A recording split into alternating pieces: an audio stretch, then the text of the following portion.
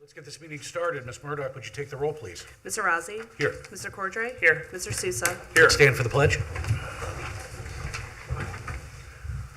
I pledge allegiance to the flag of the United States of America and to the republic for which it stands, one nation, under God, indivisible, with liberty and justice for all. Okay, I'd like to make a motion to approve of the clerk's journal and accept the audio-video recordings as the official minutes of the November 5th Board of Trustees regular meeting. Second. Mr. Sousa? Yes. Mr. Cordray? Yes. Mr. Rossi? Yes. I'd like to make a motion to accept the bills as presented before the board. Second. Mr. Rossi? Yes. Mr. Sousa? Yes. Mr. Cordray? Yes.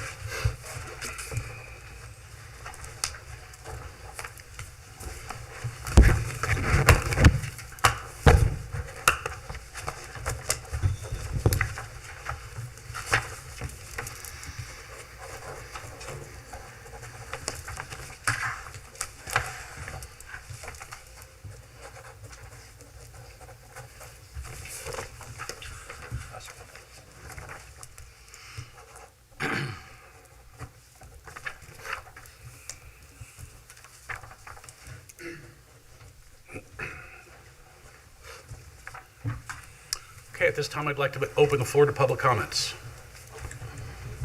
Yes. And state your name and address for the record, Great. please. Good evening. My name is Elaine Bauman. I live at 837 Nunner Road. I come before the Township Committee to suggest establishing a lighting ordinance pertaining to homeowners who want to erect spotlights and industrial-grade lighting that is not decorative but invasive to privacy of neighbors.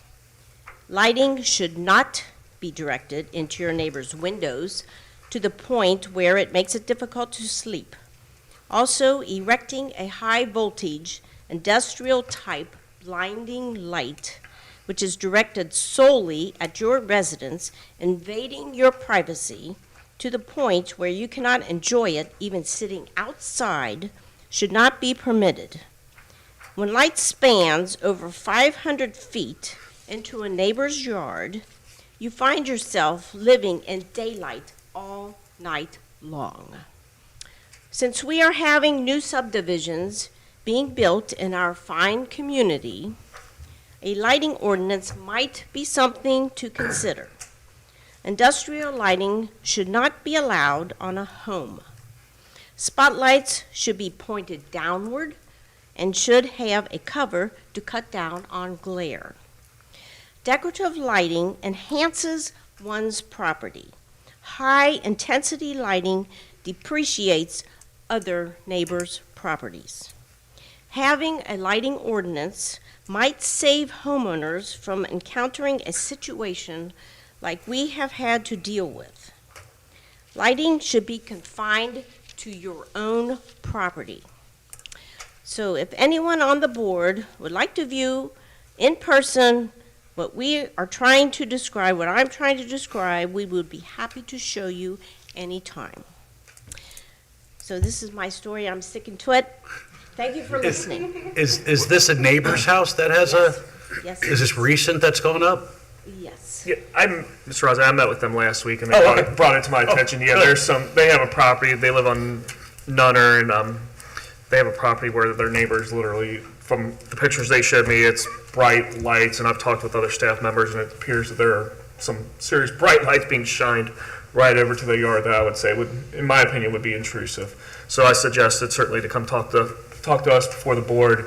And I made mention of this to Mr. Wright, maybe looking into similar kind of how we addressed the dog barking issues that we have in other neighborhoods in the past, that might be something we could look at. There's nothing in zoning that addresses residential lighting? No, Mr. Rossi, the zoning resolution addresses it in commercial Right. and industrial institutional.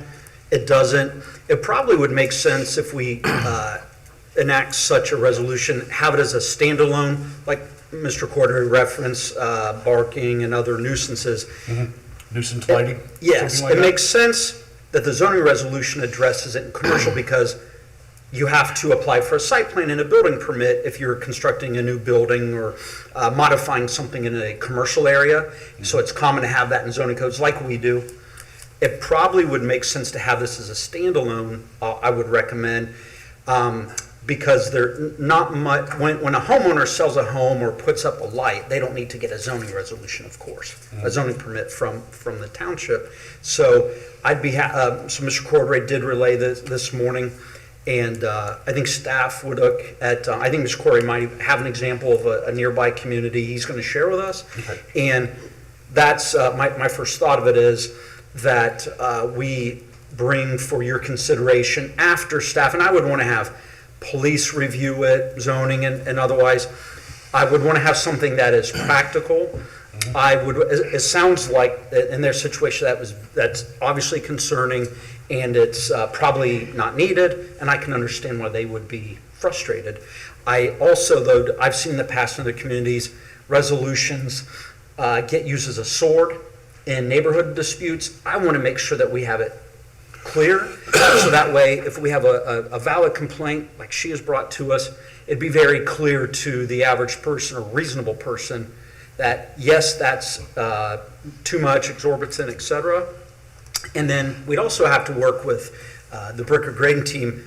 What would a penalty section be? Because if we're going to have laws or resolutions, we have to have the appropriate enforcement measurements. So we as a team would first want to talk about what department would be responding, measuring, enforcing, and then what would the likelihood of, at the nth degree, if a request is ignored, what would the penalty and kind of prosecution area be? So if we don't have something immediately, that's because I want us to be able to vet things fairly simply, so that we bring the best recommendation to you three. Okay, very good.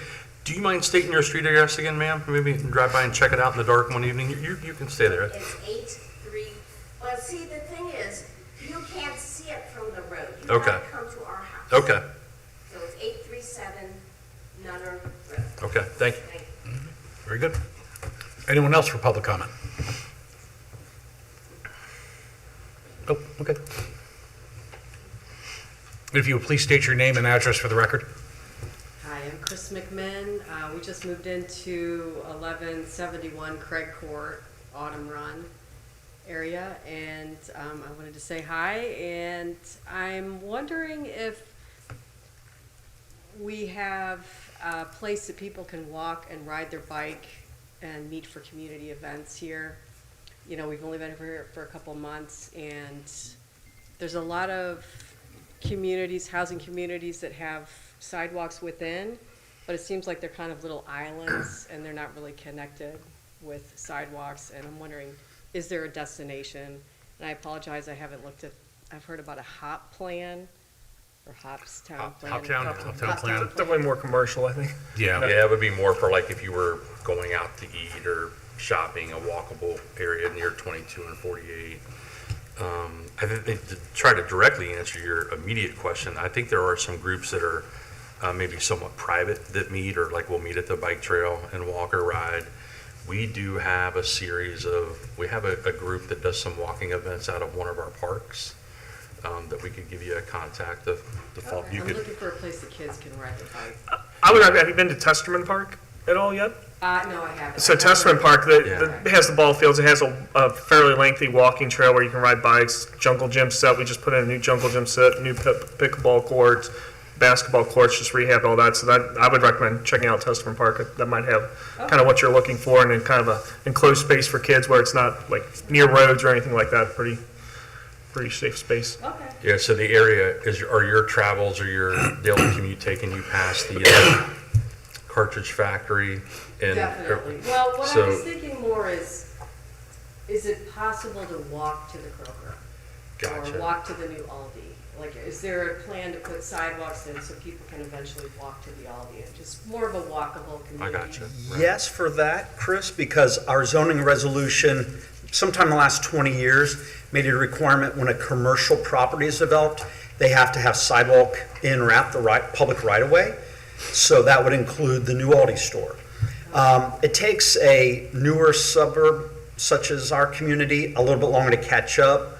Because it wasn't until about 20 years ago, a lot of suburban zoning resolutions didn't even require sidewalks, which is even why, like a lot of our neighboring townships, some of our older neighborhoods don't even have them. So I wish that there was a funding mechanism that would allow us to catch up more quickly. But good news is the zoning resolution has required them for a number of years. It just will be another longer few decades, perhaps, until we fully can retrofit. You'll notice that a lot of the county and state roads, many do not have sidewalks on them at all. And those tend to be our corridors where you'd probably people might, they link nodes, schools, parks, et cetera, that would make sense. So short answer to your last question is yes. Just like on the Kroger side of 48, there are now sidewalks. You'll see us do that on the Grandin part of the Aldi. So incrementally, we are able to require the developer to pay for that. Okay, all right, thank you very much. Thank you. Thank you. Thank you, and welcome to the community. Thank you. Anyone else for public comment? All right, moving on to new business. We have a few resolutions. Mr. Wright, would you want to give a rundown of the first one? Sure, thanks. This is an action that was anticipated and planned in 2023 when the Kroger TIF was established, and we knew that there would be some upfront expenses for those new public roads and sidewalks and curbs and gutters that were built. We fronted or did a transfer in 2023 of $100,000 from the general fund to the Kroger TIF fund. Now we're able to pay back the general fund. The project went as planned. In fact, it was slightly under budget. Now that there are new buildings developed in that commercial TIF district, we're receiving funds as we had planned. And so this is to complete an action that you began 2 years ago. So it's the transfer of the $100,000 that was anticipated. Now the general fund has been made whole. Okay. Questions, gentlemen? I do not. I do not know. All right, with that, I will make a motion to approve Resolution 25-1119A, approving the transfer of funds from the township's Kroger Tax Increment Financing, TIF fund, to the township's general fund that had been previously advanced for certain expenditures related to public improvements within the Kroger TIF district. Second. Mr. Sousa? Yes. Mr. Cordray? Yes. Mr. Razzi? Yes. Okay, next item. Jeff? Thanks, Joe. This is pretty typical. The townships in November, December of each year do the reappropriation. Our budget 12 months ago was approved, and while we have specific line items, we, depending on if we have personnel changes, if insurances increase, we have we keep such close track of each of these, in fact, more than most communities that I've observed. It's necessary for housekeeping for the budget this time of year. We simply true up. These are actually really small limits. Some of these are only $200 and some dollars. I think all but 3 or 4 are under $10,000. It's simply to take money that was, at the beginning of the year, was in our unencumbered portion of each fund. Now that we have a small specific need of increase, we shift the money from the unencumbered to this. So every year, we're proud that we can start with a good amount of unencumbered funds, but we know before the end of the budget year, we're going to need to appropriate those. So this is simply a resolution that appropriates these for a handful of small specific reconciliation. needs. That's reconciliation. And it looks like all but one of these are pay and benefit related. Yeah, that's correct. For example, we shifted from having numerous part-time to a handful of full-time positions in fire and EMS earlier this year. Any questions, gentlemen? I do not. No. All right, with that, I will make a motion to approve Resolution 25-1119B, a resolution authorizing an increase in appropriations for the Police District Fund, Fire and EMS Special Levy Fund, Gasoline Tax Fund, and the General Fund. Second. Mr. Cordray? Yes. Mr. Sousa? Yes. Mr. Razzi? Yes. All right. Next. Ellen, you got a lengthy presentation? Jeff, would you like to give a rundown, or gentlemen, do you guys want to ask questions instead? I don't know. You probably wouldn't hurt to just do an overview first, and then you Yeah. can kind of. Okay, I can go through this. First of all, this is obviously a lot of teamwork. I appreciate that Ellen has over a decade of good understanding and guidance she gives. Every department's individual leadership team was involved in this, so this is the work plan of 10 or 12 of your staff members, and it's a pleasure for me to get to be a small part to present it from them to you. I'll just go through a few highlights I think the community would be curious about in the memo we put together. This work product actually began in June and July of this year when we worked on the required 2026 tax budget. Ellen and I presented that tax budget in July to the Warren County Tax Commission, and they later in the summer sent what they estimate each of our levies will generate in revenue in 2026. So that was included in here. A new attachment or exhibit that we put in this year was something that Leah Elliott, our fiscal officer, created last spring. Every year this board and staff talk about how the tax commission sends us those estimated revenues, and they're always about 3% less than we know that they will be. So we start off from that very conservative approach. And then we also know that we're not going to, for a variety of reasons, it's not likely to expend all of our encumbered amounts, all of the amounts that we're thinking for operation or capital-wise we need to spend. So that's the one new exhibit. That's just, you can reference it for the 2024 budget because that's the most recent year that had ended. That depicts that every fund did receive, levy fund received a little bit more in revenue than what the county had anticipated, and it shows that we did spend less than we had available. We also updated the budget fund reserve details. We know you gentlemen like to see budget or fund by fund what we anticipate ending the year with. We do have a few of our levy funds, the safety service levies, the police and fire departments. As anticipated, those were approved in the previous decade, and those levies, because they're outside millage, and don't worry, everybody who likes my inside-outside millage description, that's coming up soon. Don't miss it. Those safety levies are outside levies. So when the county auditor every 3 and 6 years revalues property, those outside funds for police and fire, they do not see a big increase. So when homeowners see that their property is valued higher, there's a cap, a rollback, so that those outside levies for police and fire that were approved last decade, they don't increase by very much at all. They only see a new increase when we have new construction take place. So we know that we've prepared that because we know that's something that you guys have always reviewed. We'd like to give details on the proposed capital budget. That is an individual sheet that you have as well, and I know you've already looked at that over the last week. Pretty limited cap plans for 2026. No new police cruisers are being asked for. Fire department, we only have 2 of our smaller vehicles that we're requesting. We have 2 pickup trucks that are 12 and 13 years old that we're still using. It will be time next year when they become 13 and 14 years old to replace those 2 vehicles for the fire department. Majority of the public works is money that had been set aside over the prior 3 years as carryovers that we are using to buy materials, and we did not have to borrow as much money for the new public works facility because we're using the cash in hand that had been reserved over the last 3 years. We do have the remaining ARPA funds that have to be spent before the end of 2026. The board had previously budgeted $1 million of ARPA as a 2/3 approximately for the replacement ladder truck. The other ARPA funds have been budgeted for the Mounts Park project. Later on in tonight's agenda, we have a specific agenda item for the Mounts Park because we're ready to award that contract. We remind the public the remaining ARPA funds will be spent in 2026 on that Mounts Park Phase 1 project. Let's see, capital project-wise, something else I want to talk about. Nicole Early had put together about $35,000 of some small individual repairs throughout our parks.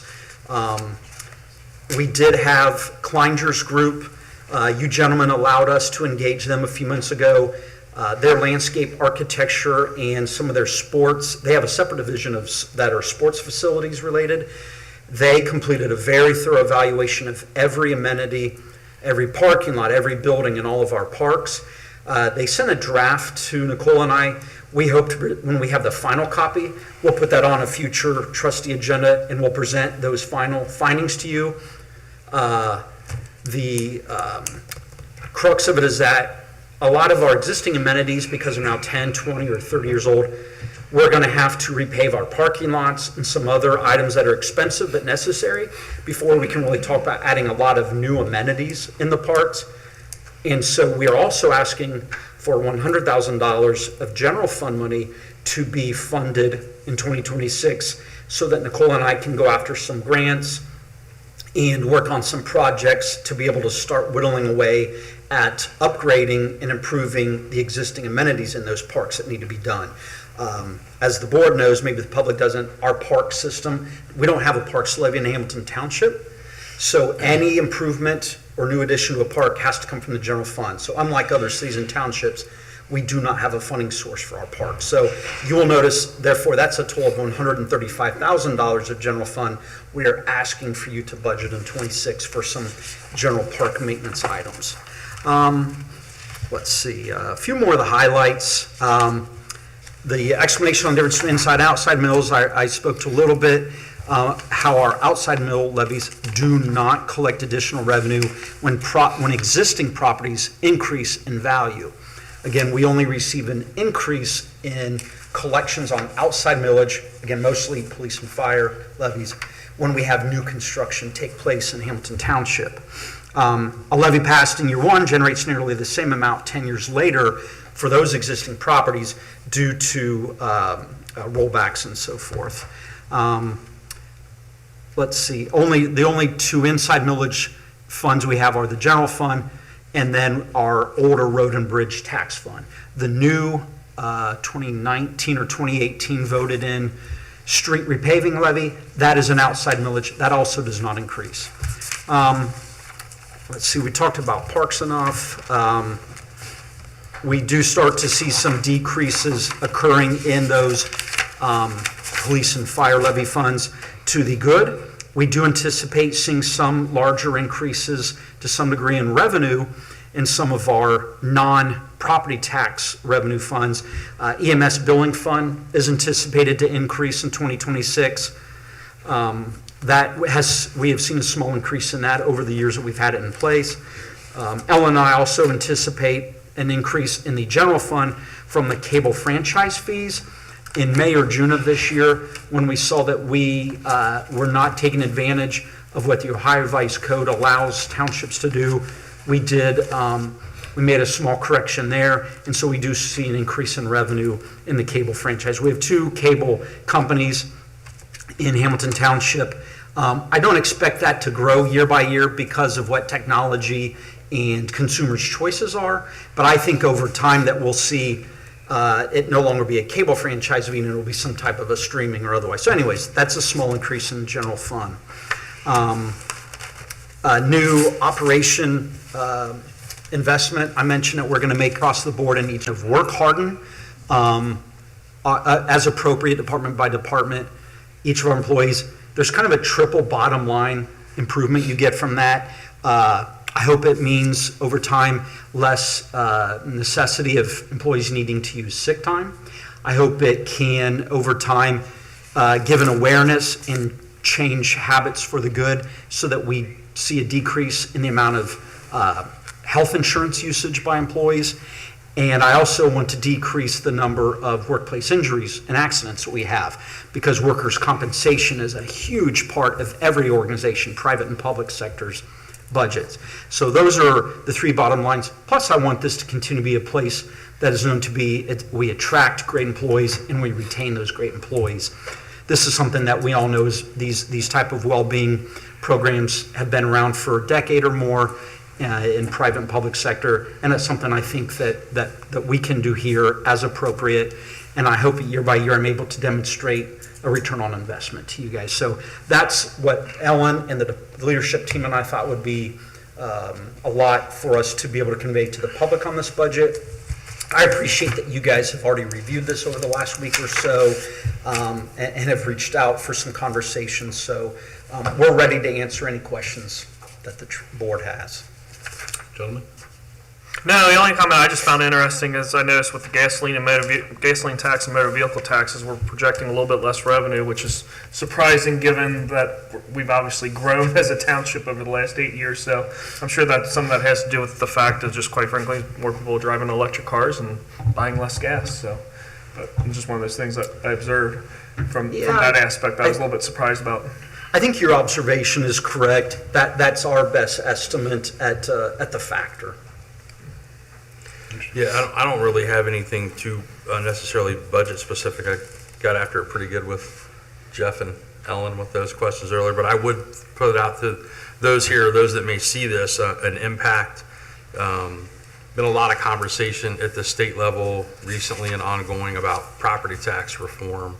And there are a couple pieces of legislation that have recently passed or in the process of being voted on that will have some trickle down that will impact residents in their property tax bill and some of the increases the township sees, as Jeff was talking about, in those not so fun differences in inside and outside millage. But Jeff had literally taken a question I had for him today and sent it to our county auditor, Matt Nolan, and he was responding just in the minutes before the meeting about what will likely be a reduction in the significant increases in inside millage for residents in jurisdictions like school districts and ourselves. Matt will probably be here.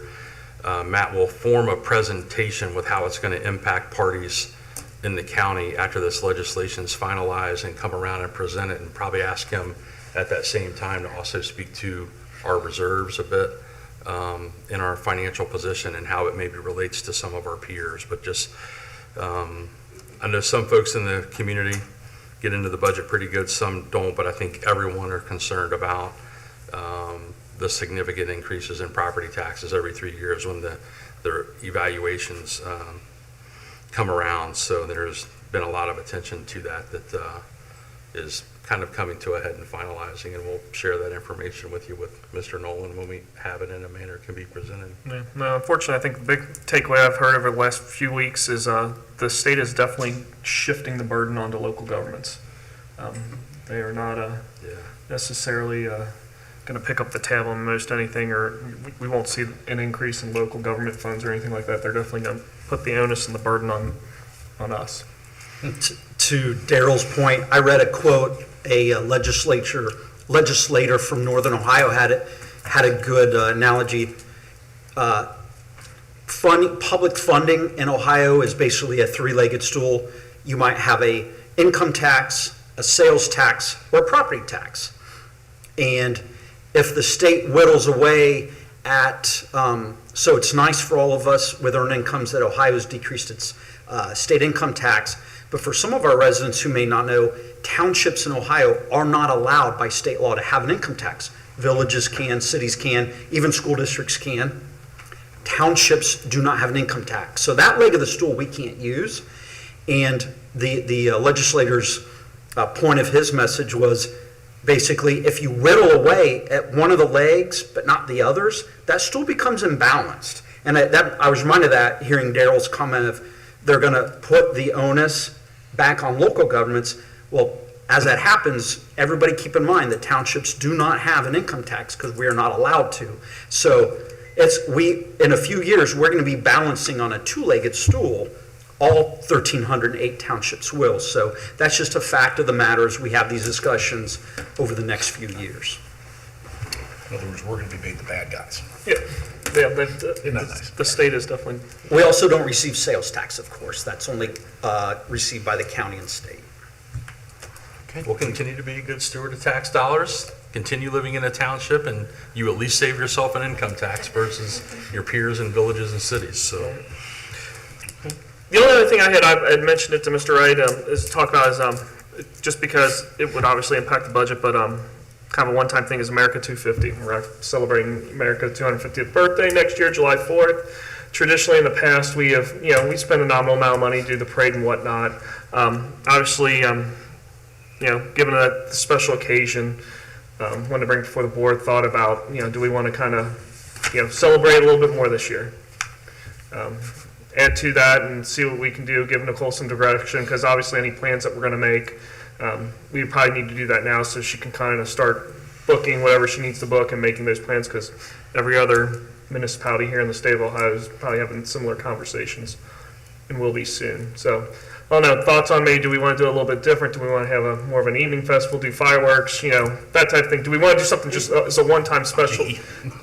Not you, obviously, but do we want to do a one-time special, like a special? Can you recommend somebody else to do a nice fireworks? Here's what I'll tell you. If you haven't made plans by now, you're going to have a very, very big uphill battle. Sparklers and firecrackers? I know, Mr. Rozzi, you never, because you follow the law to a T, you're not a paid vendor for Hamilton Township. Right. Ever. What would be your estimate then on what a typical, knowing the size of our community and number of population and budget, what would you say if it's on the night of the 4th would be a ballpark for a company that is professional like yours that is not associated with Rozzi? You're running into two issues next year. One is it's the 250th. Second is it's Saturday night.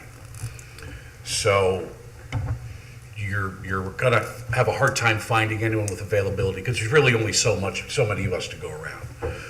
But most of the industry imposes a $20,000 to $25,000 minimum on the 4th of July, and that's because everything's at a premium. Everything, truck rentals are at a premium, labor's at a premium, and everyone's booked. To take on a new show for a fireworks company, they would have to train a new crew, get them licensed, get them trained, get them up to speed by next summer, and that takes some time. So that's the investment that has to be placed. That's why the minimum exists. And if it was something where they think that's only going to be a one-time thing, like we're just going to do it in 26, they would probably decline, because I have to make that investment, or someone has to make that investment and be able to carry that through in successive years. So, but you definitely want to start now, and when I say now, I mean tomorrow, because it's already behind the 8 ball. Are there other types? Obviously, we have a popular date. We're not competing with many neighbors because ours is daytime. Would you gentlemen want Nicole and I to bring some info for if we had an additional or larger, maybe a second act? Maybe this goes until later in the afternoon, up to dinner time or something, but we expand ours in a way that we think could draw a larger crowd during our event.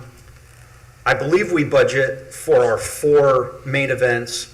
We only budget $25,000 a year, and that's for the Freedom Festival Parade, Christmas tree lighting celebration, and probably Easter is a big one. I believe we have $25,000 in next year's budget, and that's across 4 different distinctive events, so it's not very much. I wouldn't be opposed to gathering some information and kind of work, letting Nicole and maybe even to some degree community input, like if they would like to see an evening, Right. culminating with a movie in the park like we do in. Yeah, or maybe it's some version of, have to- I don't know if there's a difference between like if it's just solely a drone show instead of, maybe Yeah, is it the same Drone shows vendor? you're not going to be able to book a drone show for Okay. the 4th of July. Gotcha. Only because there's a limited number of Right. them out there. But yeah, maybe we do some. Yeah, I mean, I'm game to see what we can do. I mean, I just figured we need to have the conversation now. To Mr. Rossi's point, like I know that it's got to. We're kind of probably already behind the 8 ball, if not. But we got to move if we're going to move. Besides, it would be sacrilegious to do a drone show on the 4th of July. Would it? Absolutely. Absolutely. And we could even, with wherever this would land, if we changed it to an evening event one time for the 250th or something, because I'm trying to think too, like being that it's the 250th and it's on a Saturday, a lot of people may make plans for something they're going to be committed to going to. Maybe we look at Friday evening or Do it the it third. kind of goes. So I'm sure that weekend is going to turn into a huge celebration, and a lot of people are going to have the the same conflicts you're talking, not everybody can get what they want the evening of the 4th. Here's what I will tell you I can do, that we can do as a company. If you wanted July 5th, I would be more than happy to donate a show. Gotcha. I get it's the day after, but, you know, we're doing actually those celebrations on other days, not just on the 4th. So Riverfest, they're applying to be an official 250th event, and that's on the Sunday before Labor Day. Right.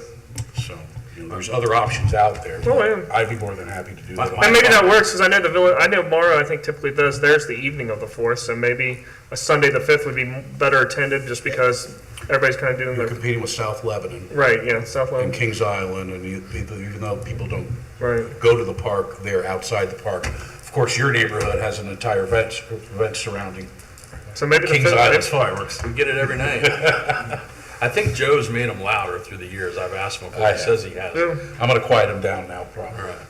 But I think Nicole could maybe even be aware of some events that occur regionally or nationally that, you know, maybe there's something families would like to see for their kids to partake in during an event that we're not offering, or, you know, some sort of game or activity or something like. I'm not opposed to looking into whatever for the significance of the event.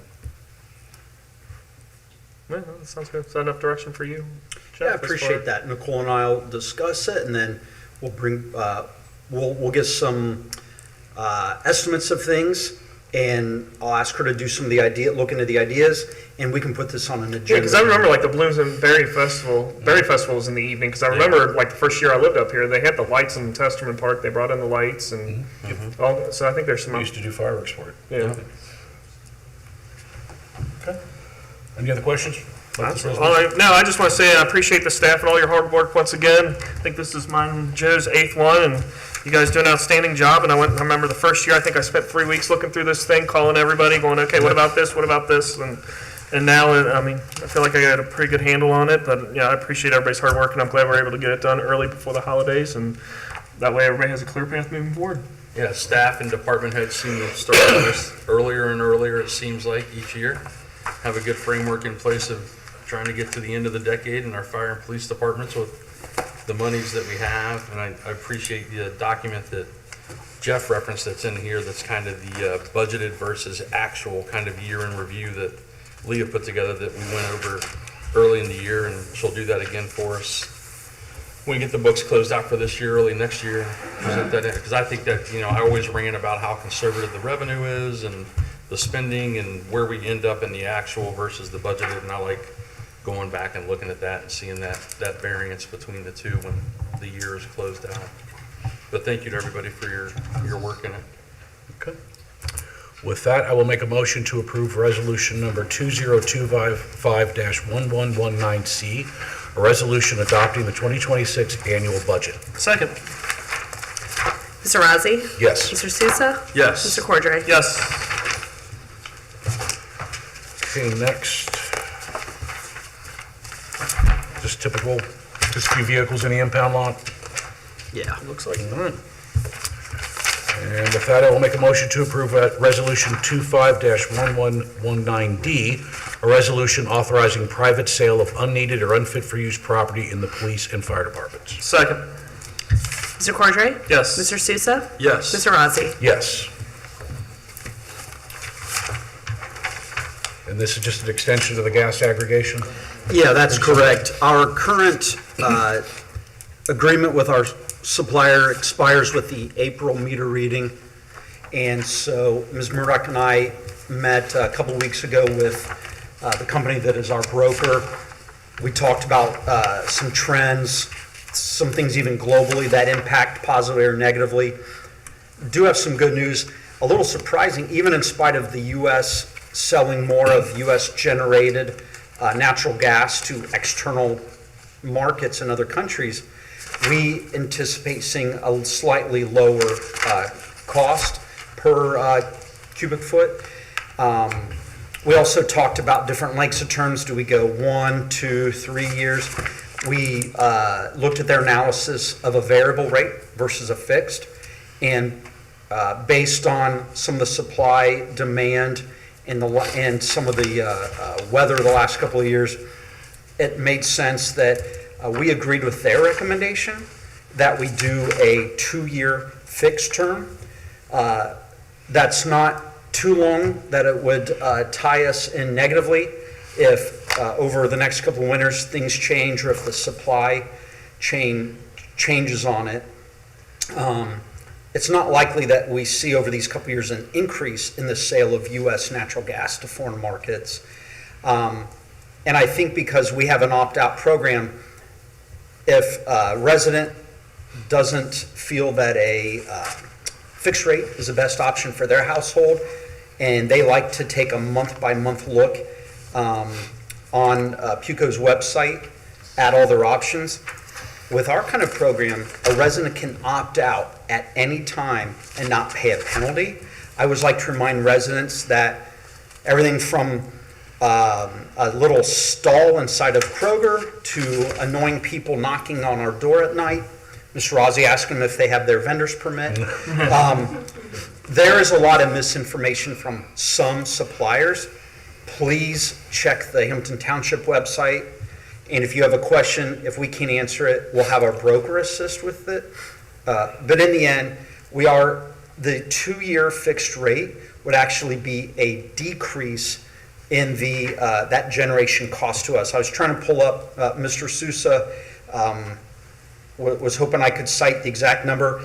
Obviously, with a commodity, it does change day by day. You got 6 months to bring it back. Yes, sir.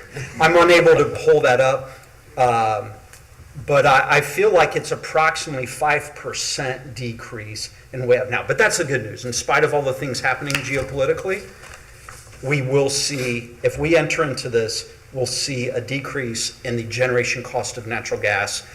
That would begin April of 26th through April of 28th. But obviously, we'll put that information on our website. That way, residents can check it out. And I didn't know that I would ever be answering questions about the utility market. And so if I can help you, we'll direct you to the broker who can. So I appreciate you letting us have an analysis like that. I think part of the reason we're going to see decrease, the final point I'll make is our broker has Loveland and 2 other area communities. So that we all expire in April. So bundling us with them is a part of the reason we're going to see a decrease. Any questions? I do not. Okay.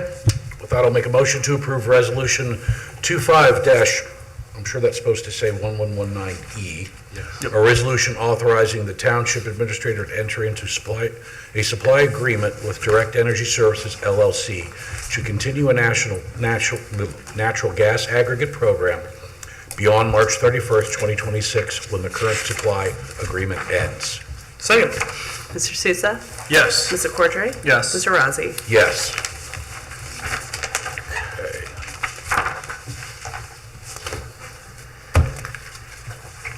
All right, this has to do with Mounts Park. Just, Jeff, a real quick rundown? Yes, sir. I know that the Mounts Park project's been important to this board during your entire lengths of service on the board. And I appreciate Nicole Early and Don Pelfrey's assistance in getting this teed up. I mentioned earlier during our budget discussion, this phase 1 of the Mounts Park remediation improvement project is being funded by our remaining ARPA funds. I also am appreciative that Nicole competed for and was awarded a $100,000 statewide Shine the Light on. It's a grant with the goal of reducing waste and items that can infiltrate and degrade the water systems in Ohio. So we also have that. It's very positive news is our engineer's estimate for this project, and the project is to we'll create a new creek. The problem is the creek that runs somewhat parallel to Stubbs Mill Road away from Station 77, it goes through our park and it has exposed a 1950s and 60s illegal landfill. Decades before Hamilton Township owned the property, that landfill was used, and then when it was discovered it was capped. Well, the creek that goes through our park over the decades has eroded, and so that was exposed. So this will create, the best solution was to create a new creek to divert those waters. We'll put a new cap so that we will appropriately cover that landfill. and then there's a lot of other grading involved. The engineer's estimate for the base bid was about $890,000.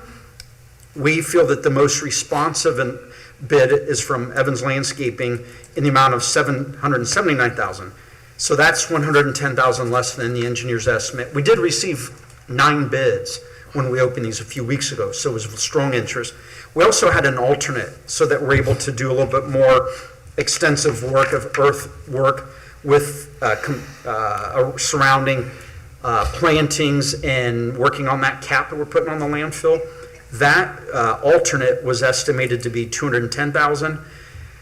The bid by Evans, who we're recommending, would be $172,000. So this is a pretty significant savings. So we feel that even if there were to be some change orders arise, we're going to be coming in under budget. And I hope that the staff can come back to the board later this year with some ideas out. If there's some remaining ARPA funds used by the end of the year, earlier we discussed how our parks do not have a revenue stream. Because this is one-time money for capital needs, I think I'm hopeful that we'll be able to have that conversation to the positive about doing some nice things. So this is a 180-day contract. So we're going to schedule, if you gentlemen agree to award the project to them, we will have a pre-construction meeting, and they will have 6 months to complete the project. Any questions? I do not. I have no questions, just something I would share with you guys in my conversation with Jeff is, this is obviously planning forever and a significant remediation, and that we take steps for ensuring performance and execution of the quality of the repair to the engineer specs, that we lever Mr. Goodhue and the people that in Stantec that have been involved to be like occasionally maybe even on site during the repairs and inspecting, kind of like we would, Don sometimes would go and watch somebody build a road and make sure that the base is right and the pavement's right, that we get a product that's gonna, I would imagine that part of their consulting. right, but just assuming that, knowing that this Right. is a decades Oh, old yeah. dump site cleanup, that we don't get a few years down the road and the Right. Capped Creek is starting to wash out again. Sure. So, Okay. but no, just it's, high level, it's ARPA monies and a grant that Nicole was able to obtain are gonna pay for this first phase, and next year we'll move into, I imagine, I apologize, I was just gonna ask, I imagine this is warranted, right, to some degree, the project itself, as far as the performance? Yes, typically it's a 1 year, and that's probably going to be true with the plantings that are done. And will be required by the EPA, when I've done some, probably a 5-year period, we'll have to have a third party take a look at that. There's a firm I've worked with elsewhere that can do that. So there will be, it's a requirement so that we as owners guarantee that plantings are in place and that nothing's degraded. So yeah, that'll be something separate we'll do. But yes, there will be a 1-year warranty. Gotcha. and this will likely finish probably by late spring. Yes, that's correct. There's a certain time of the year to do it. We're doing it at the right time. And like we've discussed previously, we've already primed the pump because we have placed the earth over there from this site to use. So yes, you're likely to see it wrapped up in late spring. All right. With that, I will make a motion to award the contract for the Mounts Park Stream Restoration Project Phase 1 to Evans Landscaping in the amount of $779,042.60 and $18 a cubic yard for the alternate bid, and authorize the township administrator to execute documents on behalf of the township. Second. Mr. Razzi? Yes, Mr. Sousa? Yes. Mr. Cordray? Yes. just simple roster change. Yep.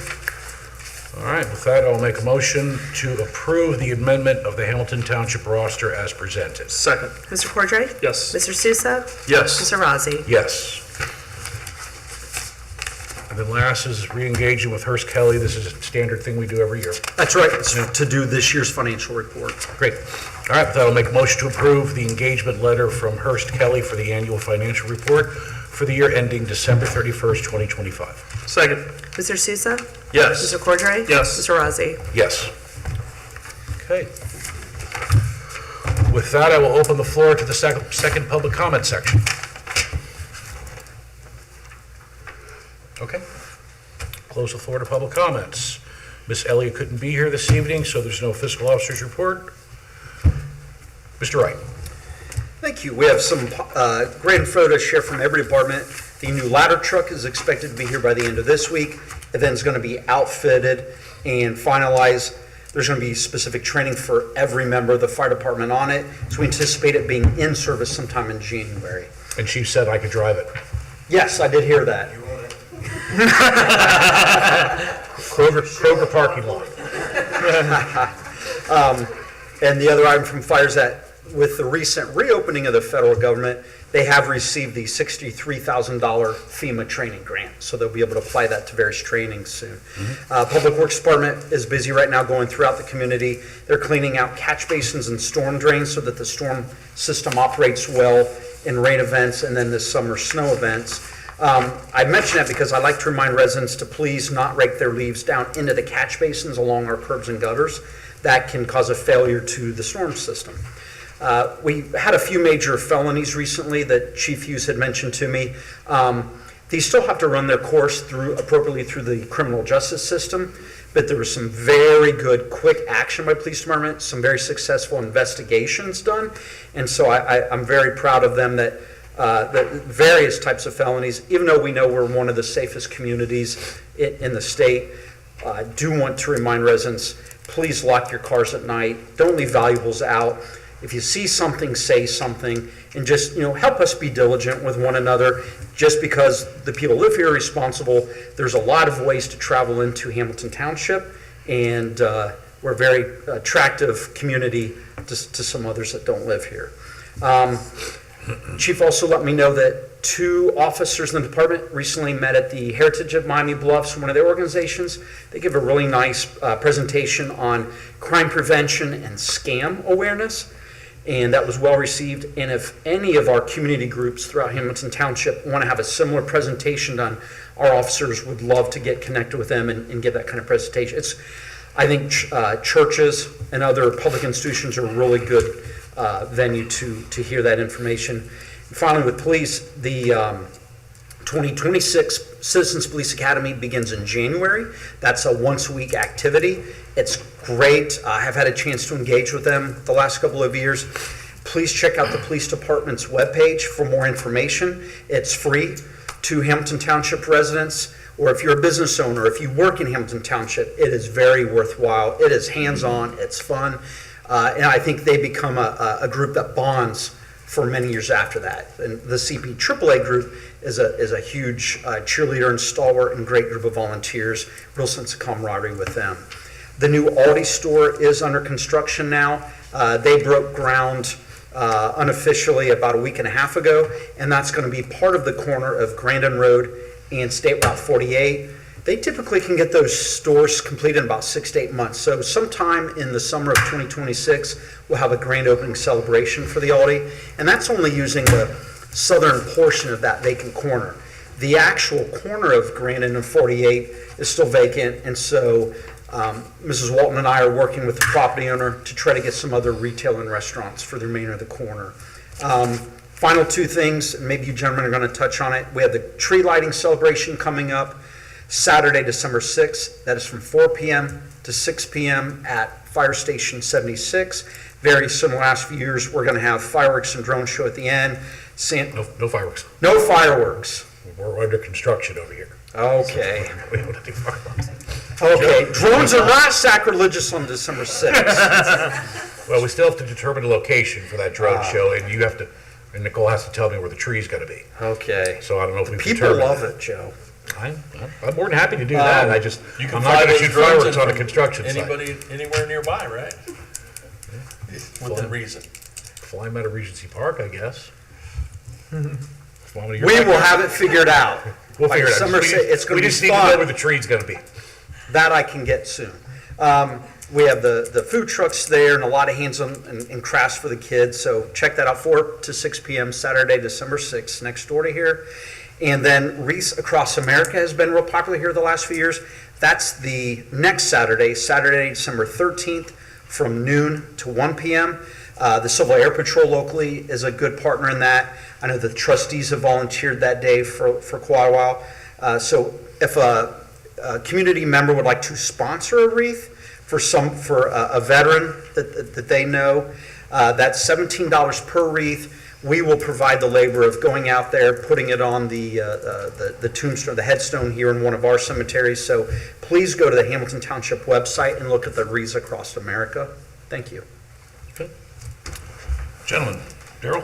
I'm gonna keep it short and sweet tonight. Jeff covered a lot, so I'm just gonna say I wish everyone a happy Thanksgiving and look forward to seeing everybody on the 6th at the tree lighting. Yeah, and I would just piggyback on Jeff's, the Wreaths Across America is probably one of our, I wouldn't say probably, it is a very lightly attended event, but it's a really cool event if you ever have an opportunity to make it to. Someone speaks briefly from all the branches of the armed services, but, and it's neat just to be in the cemetery and see the range and age of just some of the headstones that are there, and hundreds of wreaths will get placed at every gravesite of a vet in that cemetery. So it's impactful. I enjoy going to that each year. And they actually cover all the cemeteries. They'll get all Yeah, all, right. all of our 5 Every cemeteries. cemetery in the township, That's exactly. better. Volunteers break out and disperse, and everyone that's ever served the country in one of the cemeteries gets a wreath placed. It's pretty cool. So if you can make that the following Saturday, the 13th, we'll have details available for it. That's all I've got. Very good. I will ditto both of those and then pass along my thank you to the staff for producing this, this budget again in our 8th year. That your hard work is greatly appreciated. With that, I will make a motion to adjourn into executive session at 6:56 p.m. in accordance with ORC 121.22 Part G Subpart 1 to discuss the employment of a public employee. Second. Mr. Cordray? Yes. Mr. Sousa? Yes. Mr. Rozzi? Yes, We don't expect action. we don't expect any action after this.